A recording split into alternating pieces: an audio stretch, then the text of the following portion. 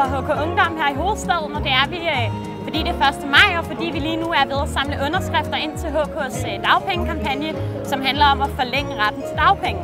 Og det er sådan, at vi stiller 3 meget enkle krav til Folketinget. For det første, at uddannelse skal være med til at forlænge dagpengeperioden. Nummer 2, at jobrotation og lønttilskudsordninger faktisk skal tælle som reelt arbejde, når man skal til at genoptjene sin dagpengeret. Og nummer 3, at man kun skal bruge 26 ugers arbejde i stedet for de nuværende 52 uger for faktisk at genoptjene retten til dagpenge.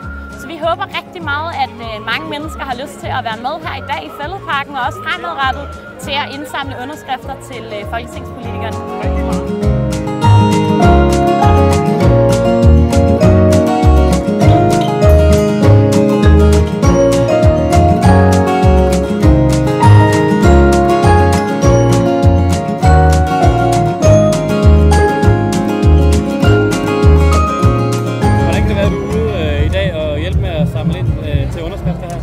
Det er fordi, at jeg selv er lige blevet arbejdsløs, og jeg synes, det er et rigtig godt initiativ, HK er kommet med, fordi der er også mange mennesker, der falder ud og mister deres ret til dagpenge. Så det er virkelig vigtigt, at der kommer fokus på området, så det er jeg rigtig glad for. Så selvfølgelig vil jeg gerne støtte det ved også aktivt selv at gå ind og hjælpe med til at samle underskrifter.